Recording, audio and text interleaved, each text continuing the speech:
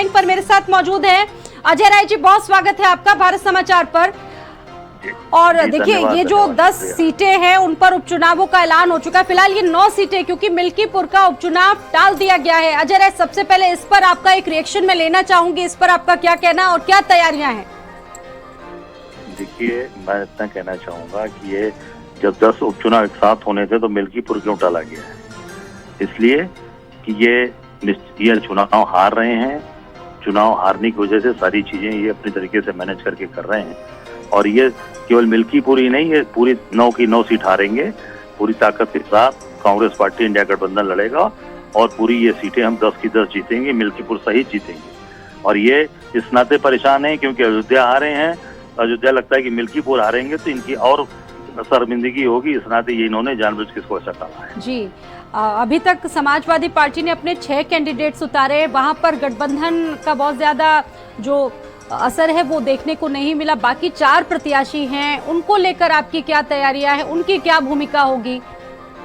अजय राय जी, देखिए, ऐसा है कि हमारे राष्ट्रीय नेतृत्व इस पर विचार कर रहा है और वो निर्णय बहुत जल्द आ जाएगा। हाँ। तो इतने मैं कहना चाहूंगा कि मिल के लड़ेंगे, इंडिया गठबंधन मिल के लड़ेगा और इनकी 10 की 10 जीतेंगे, मिल्कीपुर सहित इनको हराएंगे, इसलिए परेशान है। हाँ। और ये जानबूझकर एक सीट को रोका है कि अयोध्या लोकसभा हारे और विधानसभा में भी बुरी तरीके से हारेंगे। तो ये निश्चित तौर से इन सब चीजों को केवल बिल्कुल, ये जो इलेक्शन हुआ है अभी भी अजय राय जी चल रहा है, इसका ऐलान पीसी चल रही है। सबसे बड़ी बात ये, मिल्कीपुर सीट पर उपचुनाव क्यों नहीं करवाए जा रहे हैं, उसको लेकर क्या आपका कहना है? क्यों टाल दिया गया फिलहाल?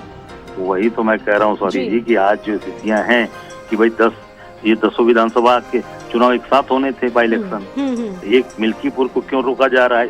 इसका मूल कारण है जो मैं समझ पा रहा हूँ कि अयोध्या का चुनाव हारे, भगवान राम के स्थान पर ये हारे हैं और मिल्कीपुर भी उसी लोकसभा का हिस्सा है अयोध्या का, और ये वहां पर भी विधानसभा हारेंगे और इसके लगाए तो 9 ये विधानसभा बाई इलेक्शन हारेगी भाजपा, ये मैं दावा करता हूँ।